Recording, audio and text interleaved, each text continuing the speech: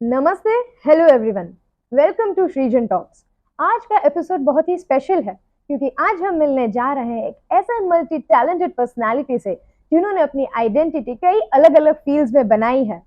So let's welcome one and only miss Gaurangi Patel to the show. Thank you so much for inviting me at Srijan Talks and to Tia also for considering me as a multi-talented personality. So here we go. Friends, आज के Srijan talks episode में हम एक ऐसे multi talented personality से मिलने जा रहे हैं जिन्होंने कई अलग अलग फील्ड्स में अपना नाम बनाया है। She is been nominated for the prestigious Shri Pankaj Kapadia award and political science में उनके नाम एक बड़ा सा गोल्ड मेडल। वे एक एजुकेशनल ट्रस्ट की वाइस प्रेसिडेंट है और इसी के साथ साथ उन्होंने एक शॉर्ट फिल्म पे भी काम किया है which was made on Gandhi ji and this film was premiered in Florence, एक इंटरनेशनल फिल्म फेस्टिवल में। She is a producer, director, writer and short film and theatre actor as well and उसी के साथ साथ she is an author too. उन्होंने Australian FM radio and local TV channels में freelance interviewer के रूप में भी काम किया है। Plus she has also contributed to the world famous chicken soup for the soul series, जिसका नाम Guinness book of world record में भी शामिल है। तो चलिए आज हम करते हैं एक heart to heart conversation Gaurangi ma'am के साथ and let's know more about her inspiring life journey. So let's dive right in.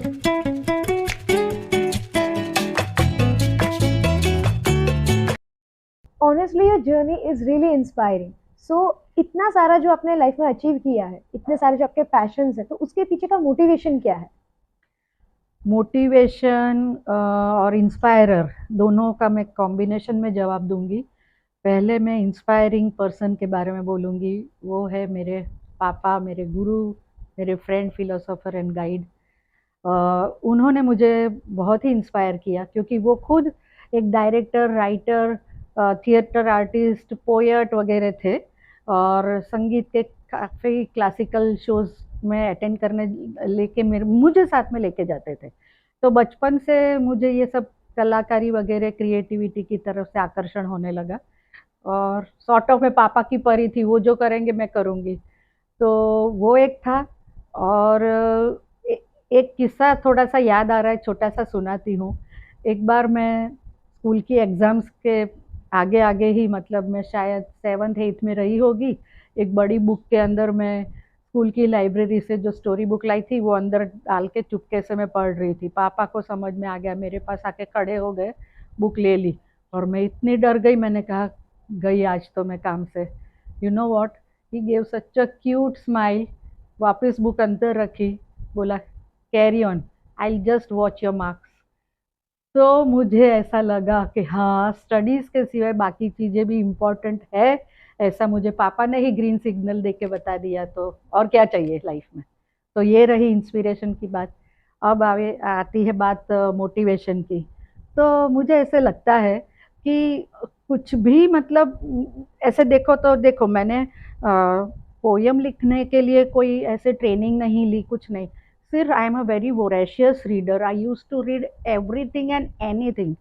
जैसे समोसे भी आएंगे ना, तो न्यूज़पेपर में आते हैं ना लपेट के, वो भी मैं बिना पढ़े फेंकती नहीं थी, इतनी मेरी पढ़ने की आदत है। उसके मुझे बहुत फ़ायदे भी हुए हैं। तो ये जो आदत है उस वजह से शायद मेरे में लिखने की आदत आई और वोकैबुलरी मेरी बहुत एनरिच हुई। सो क्रेडिट मेरी रीडिंग हैबिट्स पे जाती है। And I use to read everything whatever that I could get my hands on, English, Hindi, Gujarati, ये 3 language. And I started writing in all 3 languages. तो और एक मेरे प्रोफेसर थे यूनिवर्सिटी में, जब मैं एमफिल कर रही थी, तो उन्होंने बोला था एक बार, a good person can read but only writing can make him perfect. तो वो यहाँ पे टिंग करके मेरे जहन में उतर गई थी बात, और मैंने सोचा कभी एक छोटे तबके की भी मैं एक राइटर ज़रूर बनूंगी। और बस ऐसे जर्नी शुरू हुई। फर्स्ट टाइम मेरा आर्टिकल आया था टाइम्स ऑफ इंडिया में, सोलकरी में। बस फिर तो धीरे धीरे धीरे करके मुझे एनकरेजमेंट मिलने लगा और सोचा कि सब कुछ मेरा ट्रू लाइफ इंसिडेंट बेस पे ही है, तो वो मुझे बहुत स्ट्रांगली इच्छा होती है कि मैं उसकी अभिव्यक्ति करूं, लोग उसको जाने और शेयर करूं। मैं बहुत, मुझे अच्छा लगता है और मैं खुद भी क्यूरियस हूँ, तो मुझे लगता है पूरी दुनिया क्यूरियस है बातें जानने के लिए अच्छी अच्छी। तो ऐसे लिखने की जर्नी। मोटिवेशन शुरू हो गया। It was really nice to know your journey कि मतलब कैसे शुरू हुआ, शुरुआत कैसे हुई और आगे आपने कैसे किया। Thank you. Continue. So let's talk about your powerful work behind child sexual abuse awareness and also about your NGOs.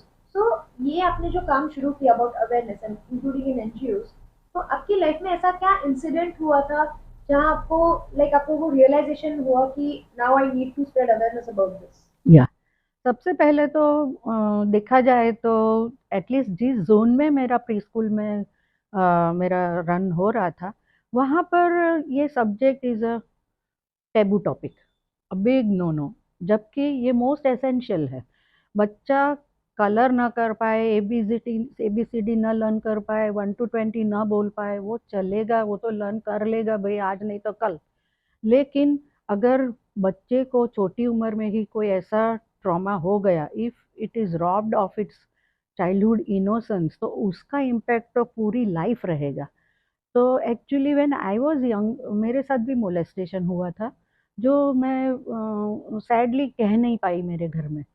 तो वो बैक ऑफ द माइंड एक मुझे रहता था कि what can I do about it to spread awareness, ताकि माँ बाप अवेयर रहे। बच्चे का तो कोई फॉल्ट नहीं है, उसमें कोई अक्ल नहीं है, समझ नहीं है, दे आर सो इनोसेंट। तो मैंने फिर इस टॉपिक पे मेरी स्कूल में अवेयरनेस के लिए मैंने टॉक्स देने शुरू किए, और फिर पेरेंट्स खुश भी हुए, धीरे धीरे ओपन अप होने लगे और मुझे पूछने लगे कि क्या लैंग्वेज यूज़ करनी चाहिए, बच्चों को किस तरह से समझाना चाहिए। तो मैंने कहा गुड टच, बैड टच, ये मतलब जो अभी अवेयरनेस अभी तो इतने सालों में आ गई है, सबको पता है किस तरह से डील किया जाए। तो वो सब मैं उनको सिखाती थी, और मैं उनको ये बात ज़रूर बोलती थी कि जहाँ पे मम्मी डैडी दोनों फाइनेंशियल कंस्ट्रेंट से गुजर रहे और दोनों जॉब करते हैं, वहीं पे ये चांसेस बढ़ जाते हैं कि बच्चे को कोई किसी तरह से भी फिजिकली अब्यूज़ करे, एक्सप्लॉइट करे। तो आप ये ध्यान में ज़रूर रखें, एक तो आपने आपके नज़दीकी का ही कोई होता है, कोई रिलेटिव ही होता है, इसमें उम्र जेंडर कुछ नहीं देखा जाता है। तो आप ज़रूर अवेयर रहिए। कोई ज़रूरत से ज़्यादा स्वीट होता है आपके बच्चे की तरफ, तो आपको खतरे की घंटी बजनी ही चाहिए। आई एम नॉट सेइंग कि आप नेगेटिव ही सोचो हर एक के बारे में, बट ऑफ कोर्स अपना चाइल्ड है, हम प्रोटेक्ट नहीं करेंगे तो और कौन प्रोटेक्ट करेगा। तो मेरे अपने निजी अनुभव से ही मैं सीखी। मैं तो तब 5 साल की थी, but still I carried that trauma forward, but I came out of it also because I took it up as a challenge कि मेरा तो कोई फॉल्ट नहीं, why should I feel guilty. So it is as well that मैं ये भी spread करूँ। Thank you so much for sharing your wisdom, and I must truly say that you are really strong, and thank you so much for being so strong and to spread the awareness about the same. Thank you. Ma'am, so we got to know that you guide and mentor so many people, even the people that you don't know about. तो इनको guide and mentor करने में उसके process में सबसे satisfying part क्या है? कि वो लोग ऐसा सोचते हैं जो मुझसे अनजान है, ये ऑनलाइन हो रहा है, ऑटोमेटिक हुआ शुरू। मैंने उसकी कोई एडवर्टीजमेंट नहीं की थी, या मैंने अपने आप आया मेरे पास ऐसे, इंडिविजुअली स्पीकिंग, जिसको जो प्रॉब्लम थे ऑल ओवर इंडिया से। तो मैंने क्या किया कि मैं मुझे पूछा गया आर यू अ मेंटोर, तो मैंने कहा नहीं, आई एम नॉट अ मेंटोर पर से, लेकिन लाइफ इतना कुछ सिखाती है ना, life itself is a big school. तो वो एक्सपीरियंस से ही मुझे काफ़ी कुछ नॉलेज आया है, और पढ़ने से। तो फिर बोले आपसे कुछ पूछ सकते हैं, आप सलाह दे सकते हैं। मैंने कहा हाँ जी पूछिए, I will try my best. तो फिर वो लोग पूछते गए। तो सेटिस्फेक्शन पॉइंट ये है कि उनको मैं जजमेंटल होने मेरा जजमेंटल होने का उनको डर नहीं है, because we don't know each other, we haven't met, we may not, we will never meet, we can say also. So the thing is, that is one part, तो वो खुल के बताते हैं प्रॉब्लम। और सेकेंडली, इमीडिएटली आज तक ऐसा हुआ है कि आई फेल्ट सो गुड, ये उनका रिमार्क आता है कि आपसे बात करने के बाद इतना अच्छा लगा, मैडम मैं आपको फिर से डिस्टर्ब कर सकती हूँ, कर सकता हूँ, बहुत अच्छा लगा, मैं आपको फिर से आपसे मतलब सलाह मशवरा चाहूँगी या चाहूँगा। मैं बोलती हूँ any time, I am an SMS person, SMS me, I am not a call person immediately. So you can SMS me anytime, and at my own time I will call you or I'll guide you in whichever way that I can. तो ये जो satisfaction point ये है कि चलो किसी को थोड़ी तो राहत मिली। एक बंदे ने तो ऐसा बोला कि सुसाइड करने की कगार पे मैं आ गया हूँ, मेरे पास कुछ भी नहीं है। तो मैंने कहा कुछ भी नहीं है मैं से भी ढूंढ के बता आपके पास क्या है। तो बोले मेरी माँ एक है। तो मैंने कहा माँ है ना, माँ है। आप बिना माँ के भी नहीं हो, कम से कम एक चीज है। और आप सोचो आप अभी 28 साल के हुए हो, तो आप ऐसे ही तो नहीं, आपकी माँ ने आपको बड़ा करके कुछ तो आपके लिए सपने देखे हैं, कुछ तो ख्वाहिशें रखी है। अब माँ के लिए आप हो, आप भी नहीं रहोगे। तो आप आंखें बंद करके, मैंने कहा बैठ जाओ और आप सोचो। लिटरली मैंने बोला कि आपकी लाश है और आपकी माँ ने देखी, अब आप उनका रिएक्शन इमेजिन करो। तो उसको रोना आ गया। बोले हाँ आपने बहुत अच्छी बात बोली, ये कदम मैं कभी नहीं उठाऊंगा। और है मेरे टच में अभी भी। ऐसे तो काफी एग्जांपल्स है। ये आपकी स्टोरी सुन के सच में बहुत अच्छा लगा and I must say it is really inspiring and motivating and on top of that I must say that the people who got mentorship from you वो लोग सच में बहुत लकी हैं and they are also blessed. Thank you so much for doing such a great job for the society. Thank you. So you have worked on film, on the short film which was made on Gandhi ji, and आपने radio में भी काम किया है. Really great creative platforms. So we wanted to know that how these platforms have helped you share and spread your message, your core message. एक message मैं आज ही डालूंगी जो नया है। जब मेरे मन में भी ये बात आई थी तो खुद मुझे भी लगा कि ये बात मैंने पहले कभी किसी से सुनी नहीं थी। तो क्या होता है कि जितना हमारा एक्सपोजर होता है, as much as our horizons also get broadens up, अपने विचार जो है ना वो भी ब्रॉडन होते हैं। मेरा एक मोटो है, जैसे मुझे सब समझ लो दुनिया में हजारों सब्जेक्ट्स है, अभी हर सब्जेक्ट की मुझे क्यूरियोसिटी नहीं होगी, 50% में होगी, तो भी मैं वो सारा पढ़ के उसके बारे में जानकारी नहीं ले सकती।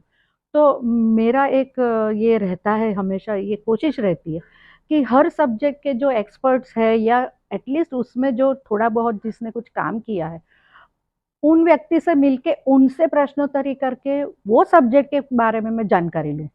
तो ऐसे में क्योंकि सब चीज़ें तो मैं पढ़ नहीं सकती, तो वो व्यक्ति से मुझे जो एनकैप्सुलेट फॉर्म में मिलता है तो वो मुझे आगे हेल्प करता है मेरी सोच को ब्रॉडन करने में भी, और उस हिसाब से नया नॉलेज एक्वायर करने में भी। इंफॉर्मेशन और नॉलेज में बहुत फ़र्क है। And not only that, I try to implement actually, like execute in my life. जैसे किसी ने अगर बोल दिया कि भाई स्त्री स्त्री की दुश्मन होती है, और अगर मैंने बोल दिया कि नहीं ऐसा क्यों नहीं हो सकता है, तो मैं एक्चुअल लाइफ में मैं दूसरी फीमेल्स की मदद करती हूँ, करती आई हूँ। और अनगिनत एग्जाम्पल्स है, और जिसमें मैं सक्सीड भी हुई हूँ, और सोसाइटी के सामने मैंने फाइट भी दी है इनजस्टिस। मतलब पूरा ग्रुप है एक तरफ सिर्फ मैं अकेली आवाज उठा के खड़ी हूँ, कोई स्त्री को प्रोटेक्ट करने के लिए, चाहे कोई भी उम्र की हो, मेरे से बड़ी भी मेरे से छोटी भी। So that is so powerful of you, really, indeed. And इससे हम ये भी सीख सकते हैं that भले ही हम सभी सब्जेक्ट्स के बारे में लर्न नहीं कर सकते, but still we can keep that thought open in our mind and still keep learning about all the subjects, क्योंकि कहीं ना कहीं कुछ ना कुछ तो लाइफ में बिल्कुल काम आने वाला है. जी। So as a writer, producer, director, mentor, and whatnot, what is that one message that you would like to share to the society from our platform of Shrijan Talks? Never give up, never give up your hopes and dreams, and even this shall pass. इसमें मैं firmly believe करती हूँ। Of course that period, to overcome that period, even this shall pass वाला period, it's not easy, easier said than done, but still भगवान ने एक life दी है तो कोई पर्पस से दी है ना, तो तुमको वो पर्पस मिल गया है in the form of your passion, follow it और जन सेवा करो। एंड पेरेंट्स को मैं बोलूँगी कि अपने बच्चों के करीब इतना रहो, इतना फ्रेंडली एटमॉस्फेयर, भले आप पेरेंट बनो लेकिन एटमॉस्फेयर फ्रेंडली रखो। और उसमें ये होना चाहिए आपके घर का एनवायरनमेंट कि बच्चा आपको आकर कोई भी बात बता सकता है। मैंने अपने मोलेस्टेशन की बात 60 की उम्र में मेरे डैडी के साथ मैंने शेयर की। आप ऐसा नहीं करना कि आपके बच्चे 60 तक वेट करें। ये एक बड़ी बात मुझे इम्पोर्टेंट कहनी थी आज तो इस प्लेटफॉर्म का उपयोग करके। दूसरा ये है कि विमेन को हेल्प नहीं करेगी तो विमेन को सबसे ज़्यादा कौन समझेगा? ऐसे बोलते हैं ना, women is so difficult to understand. अरे भैया नहीं, कुछ डिफिकल्ट नहीं है। हाँ, ये हो सकता है difference of opinion, but still we can agree to disagree and help each other and support. So that's what we should do. दोस्तों, मेरे जीवन के अनुभव के निचोड़ के रूप में मैं आप सबसे एक बहुत ही इम्पोर्टेंट बात आज शेयर करना चाहूँगी कि मैंने बहुत सोचा प्रेम क्या है। माँ और बेटे का प्रेम, माँ और बेटी का प्रेम, दो सहेलियों का प्रेम, हस्बैंड वाइफ का प्रेम, रोमांटिक प्रेम, अपने काम से प्रेम, अपने कर्म से प्रेम, खाने से प्रेम, ये सब की बातें नहीं हो रही है। रियलिटी में एक ह्यूमन की दूसरे ह्यूमन के प्रति जो रियल में प्रेम होता है, उसकी एक व्याख्या मैंने खुद ने बनाई है। मैं आज शेयर करने की इजाज़त लेती हूँ आपसे। वो ये कि अगर सपोज़ मुझे पता चलता है कि ये एक व्यक्ति है जिसके लिए बोलने वाला कोई नहीं है, उसको साथ देने वाला कोई नहीं है, उसकी आवाज़ ही नहीं है। मैं अगर उसकी आवाज़ बन जाती हूँ, चाहे मुझे 5,000 से लेके कितने भी व्यक्तियों का सामना क्यों ना करना पड़े। That's a wrap for this episode of Shrijan Talks. I hope you all felt as inspired as much as we did. Until next time, keep creating, stay curious.